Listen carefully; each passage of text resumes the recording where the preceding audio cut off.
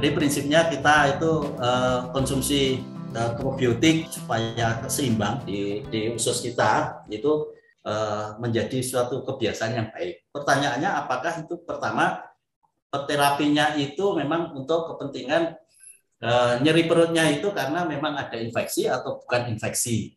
Karena kan keluhan-keluhan nyeri perut itu kan macam-macam di situ ya, termasuk ketidakseimbangan itu tadi sudah bisa nyeri. Kemudian dari gastritis pun kan juga bisa nyeri dan sebagainya.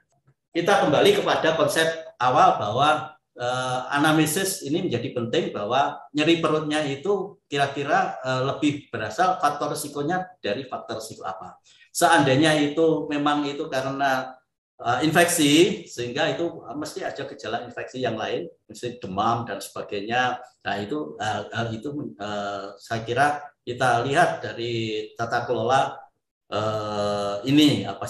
Tapi kalau yang kedua lebih baik kita dengan sakit atau tidak sakit pun kita mengkonsumsi untuk keseimbangan lambung ini, saya kira sangat baik. Sehingga walaupun kita konsumsi antibiotik atau ini, tetap kita konsumsi untuk kepentingan simbiotiknya tetap terjamin di situ, keseimbangannya tetap itu tetap baik, karena ini menjamin, lebih menjamin bahwa perut kita lebih terlindungi daripada kita tidak mengkonsumsi di situ. Saya kira mungkin itu yang dari secara klinis saja. Dan memang kalau kecenderungan saya banyak sekali sebab sakit perut ya, dan kita di layanan primer kan sering sekali menemukan unidentified illnesses ya, yang belum kita ketahui apa ini kira-kira. Biasanya normal-normal saja karena kita harus mengenal pasiennya ya. Biasanya tidak ada masalah, tiba-tiba sekarang sakit perut. Nah, saya cenderung tidak usah memakai antibiotik karena ada pasien saya anak-anak yang ternyata kalau digali ternyata dia tuh school phobia, nggak takut masuk sekolah, dibully oleh teman-temannya. Nah ini tata laksananya kan harus melibatkan guru, orang tua. Jadi banyak sekali persoalan yang mungkin memang tidak perlu antibiotik. Bagaimana dengan probiotik? Sebenarnya probiotik juga mungkin tidak perlu, tetapi tidak ada salahnya juga kalau diberikan ya. Ya seperti placebo gitu, tapi memang toh tidak merugikan ya, karena mungkin memperbaiki pola atau komposisi dari mikrobiota di usus, mungkin ada efek juga untuk menekan kecemasan dan sebagainya. Tidak ada salahnya, ya, tidak ada salahnya diberi, tetapi yang lebih penting akar permasalahannya harus dipecahkan. Saya kira seperti itu.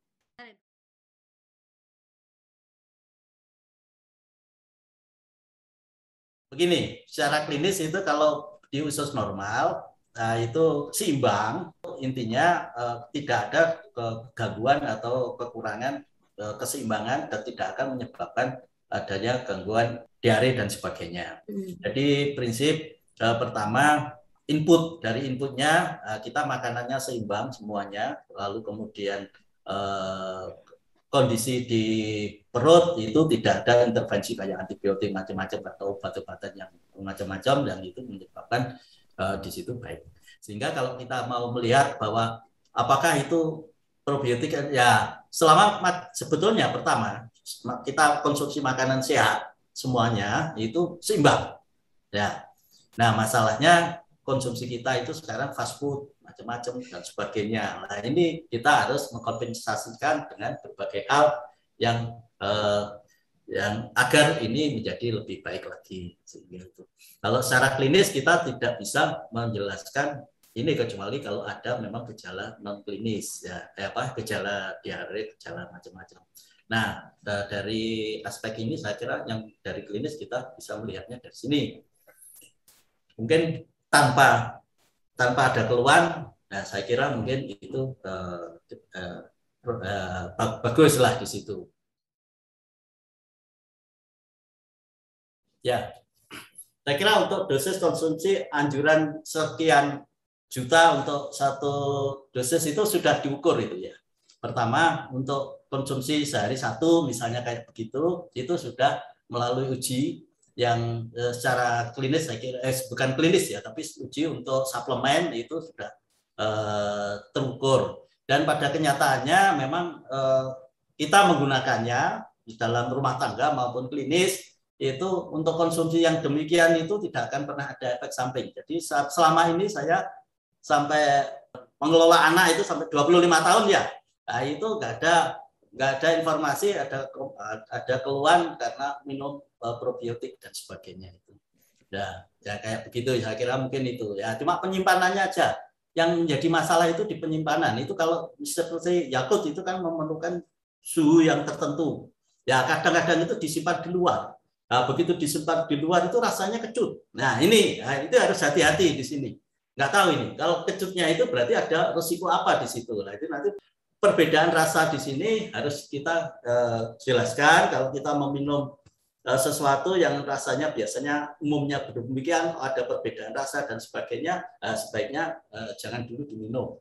Nah, karena ini akan merubah misalnya sesuatu yang sudah ini karena mungkin penyimpanan terutama.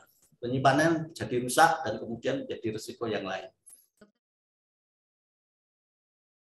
Ya, kalau itu diperlukan. Artinya konfirmasi itu kalau diarenya berulang. Terutama diarenya berulang, sering-sering diare dan sebagainya, lah itu kita patut kunjungan rumah karena kemungkinan itu lingkungan. Pertama faktor habit dari keluarga pertama kita lihat, kemudian lingkungan memungkinkan itu misalnya lingkungan yang tidak kelihatan itu antara misalnya ada sumur sama septic tank dan sebagainya, itu kalau tidak dikunjungi kan kita tidak tahu. Ada kebocoran di situ, ada baunya di situ. Jadi kadang saya pada kelompok pasien yang ada diarenya itu saya minta untuk uji air. Kalau itu air sumur. Nah, itu. Jadi dengan itu kita berharap bahwa tidak ada problem di lingkungan. Nah, tinggal habitnya apa gitu. Saya kira itu kalau itu berulang atau kunjungan berulang kali di situ kita wajib untuk datang untuk memastikan apakah ada faktor risiko lain yang kita belum temukan di situ yang menyebabkan itu berulang. Saya kira mungkin itu saja.